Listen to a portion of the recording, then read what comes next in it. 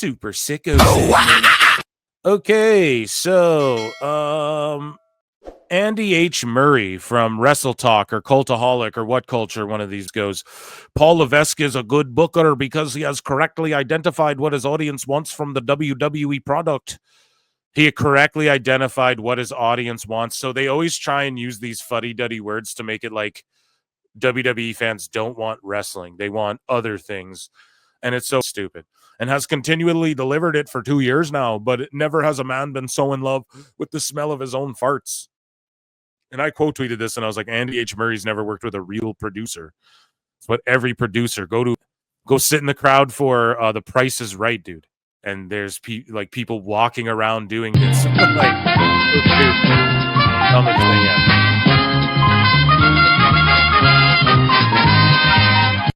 And Triple H has pulled the curtain back. He's admitted it. There's no secret to what we do here.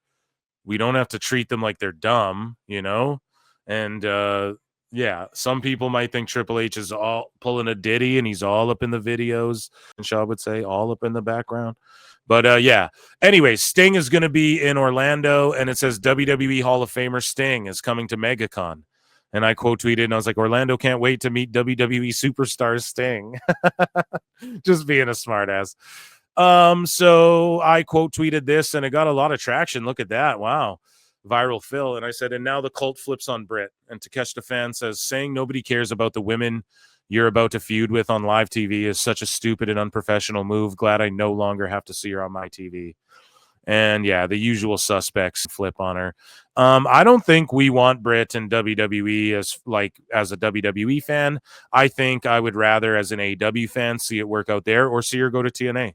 Her and Tessa go work it out for real. Carry that, be a tag team up, and just have everyone hate you, nuclear heat, and let's see. But here's the thing: she'll never get the money she got in AEW again ever, and that's the problem. That's one of the problems that the best guy Tony Khan created.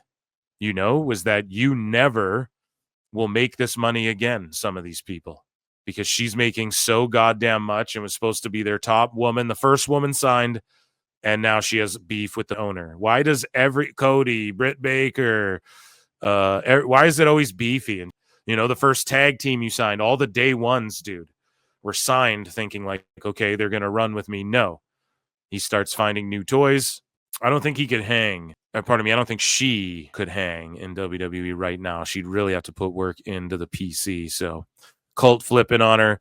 I wrote Sicko Wars. So AIR Gold came at me and Sap on the same day. Called me a pussy. I think I have it bookmarked in here, and I just destroyed him.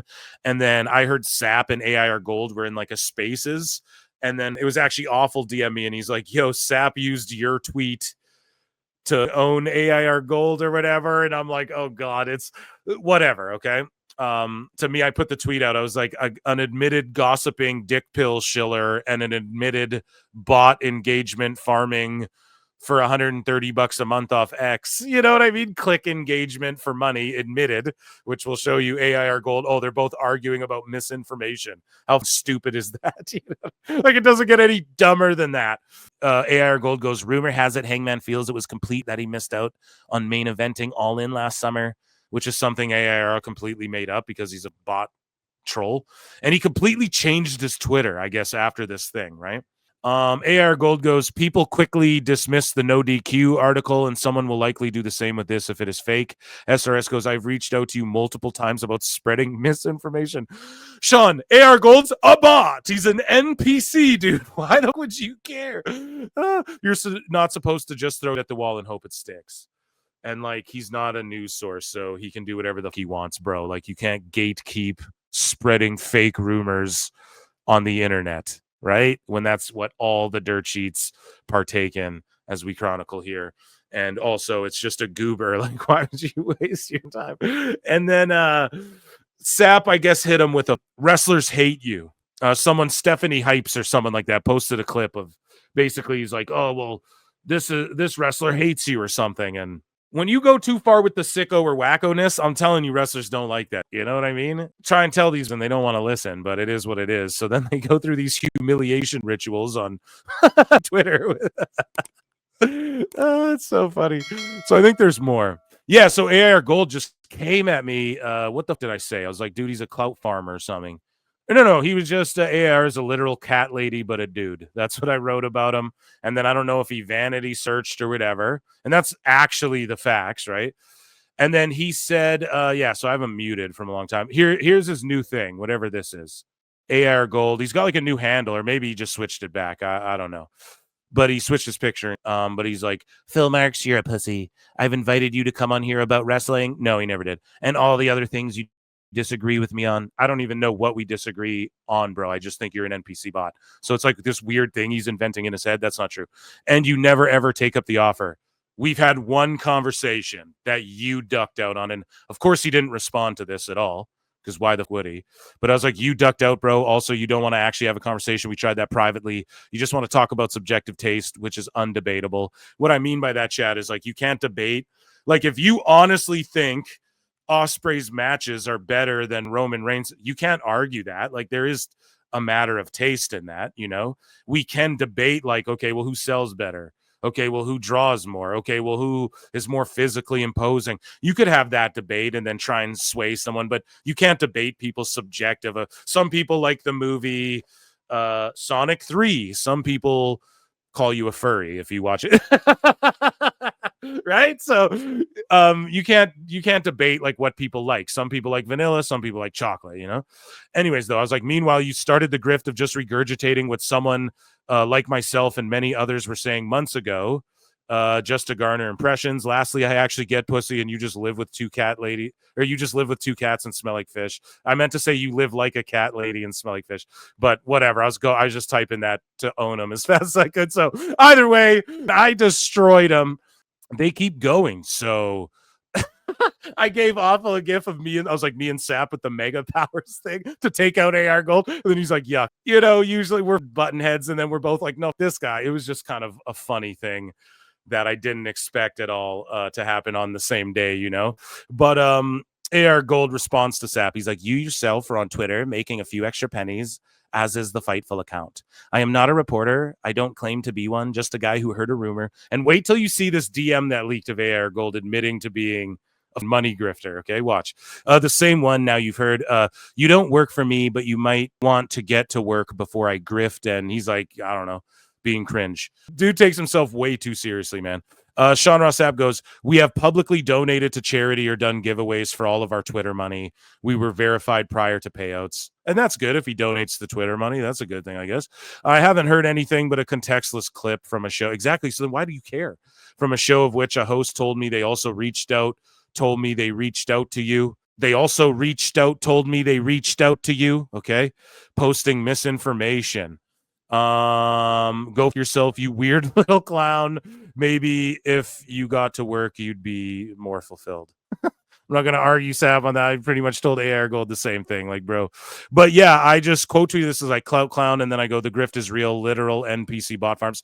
This is where this all started. So I guess it got leaked by Sap, I guess. But what AIR Gold's been doing is going around to these accounts, I guess, and asking people to, and he admitted this to me in like voice chat. Now, I wouldn't leak DMs. That's not my style, you know, even if it's someone I hate. It's just like if maybe they open that floodgate, okay, but it's just not something I would do. But this is just hilarious because like I already tried to tell everyone this. This is why I have AR Gold muted as soon as I figured that out. Oh, he just legit wants his like 132. That's the thing. I keep saying that number because like where do you think I broke down the math? And I stunned Gold with it. I'm like, you what, make 138.45? And he was like, well, it was, and then he like said what it was. I don't know. Anyways, he messaged Sap, though, of all people, to say this. Hey, would you like to be a part of a group chat I'm setting up for verified Twitter users? The idea is to support one another by liking and commenting on tweets to boost verified impressions, which now directly impacts payouts. We all tweet for fun, but if verified interactions can mean more money, why not help each other out? Let me know if you're interested. And then AIR Gold goes, yes, that's me. Now tell us if the rumor I heard and the one you can hear in this clip is accurate. And then you got Tony Khan over here yelling about, oh, the bots. They're all bots. Guys, Tony Khan. Yeah, you're right. And they're all putting your over, bud, and making you look bad. And this is what I've been trying to tell you. And these are the people, dude, you want to cater to. All right, have at it, boys. Was I not right? Phil, don't miss what I say about this clown a long time ago. Literally a grift for just money. Boom. There's the proof right there. There's the proof right there. Anyways, on to some funnier stuff. Oh yeah, no. And then this is also like, so AR Gold and this guy who said this about himself are arguing over misinformation, guys. And you can say, are you a professional? No, I'm not a professional. I sell dick pills and pube trimmers on a podcast. No, I'm not I cover wrestling gossip. And you can say, you guys hear that? Let's just one more time. Are you a professional? No, I'm not a professional. I sell dick pills and pube trimmers on a podcast. No, I'm not I cover wrestling gossip. So why do you care if he's gossiping gossip? Because you didn't gossip the gossip? Why do you care?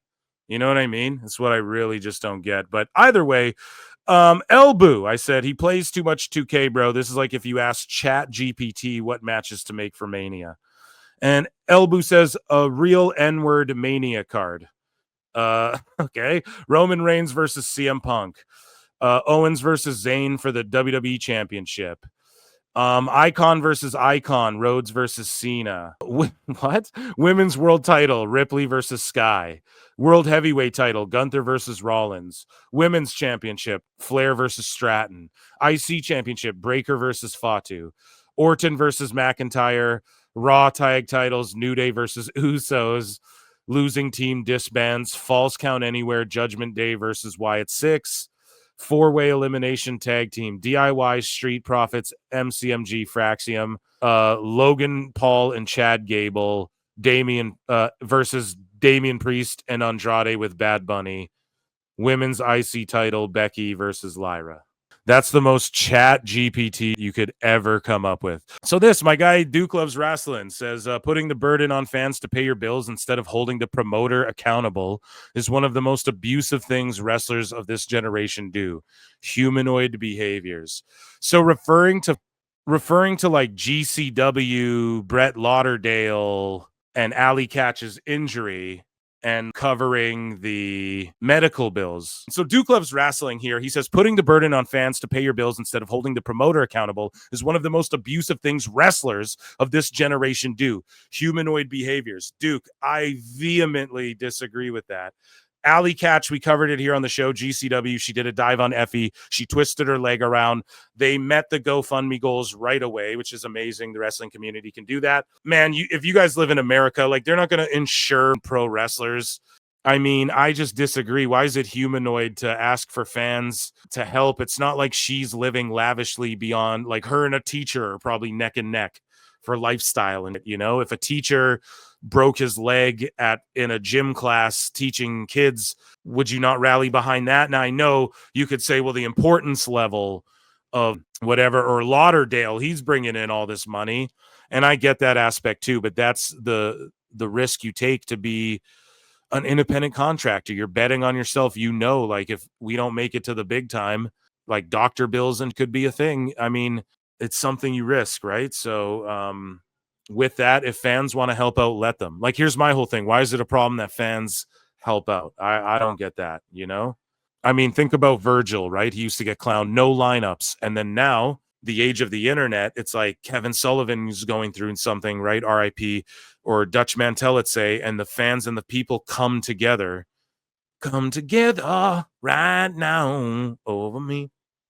They come together and they can help people now. People that I might not even watch wrestling, but shoot, Kevin Sullivan, like, holy, even people like that can come and help people. There's nothing wrong with people helping people, man. So, and trust me, I'm not one of these hippies, you know, let's all just hug it out, man. But I vehemently disagree with calling a wrestler humanoid, dude. But Brett Lauderdale responds to this goofball Skytel, who is just on goof, probably somebody who, it's just one of these UK goofballs.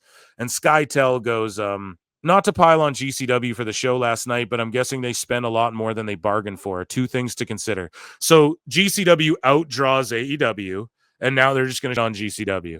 It's what the sickos are going to do. They outdraw AEW in the same city, Meltzer makes excuses. Now they hate GCW.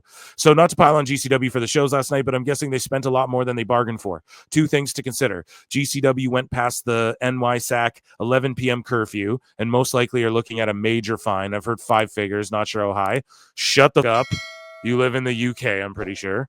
Hammerstein or at least historically was, requires union tech. Sorry. If that's the case and the show went past midnight, that's another hefty penalty. You're just talking out of your ass. Either way, I don't think the show went as hoped or planned, so I'm guessing they don't go back. I'm guessing they will be back, and I'm guessing they keep outdrawing AEW, you cope lord. And then Brett Lauderdale responds and just cooks them, okay? 1, there's no such rule that is currently enforced by the NYSAC, and the on-site reps have discretion. We've never been fined. 2, the Manhattan Center, Hammerstein, is a non-union house, and the building was contracted until 2 a.m. We walked out the back door at 2 a.m. Boom. And this is spreading lies. This SkyTel dude, he doesn't ever know what he's talking about. And I swear he like works for Tony Khan or something. But yeah, he just completely invented a bunch of lies. And Brett Lauderdale sunned him. And I'm all for these accounts all just getting destroyed. All of them one by one. And oh, look, your boy Phil made it again. Dirt Sheets, thumbs up. So Wrestle Purists, there are no plans for Corey Graves to be at tonight's WWE NXT. That's PW Insider. The same day, Corey Graves is expected to return tonight on commentary at NXT Fightful. And I go, Dirt Sheets. SRS says, I know it does, because the other part of it is something I reported months ago. You report absolutely emanated from these. Come on, this is not an original report. Credit where you got this stuff from. It's common courtesy. Do you know who he's saying that to?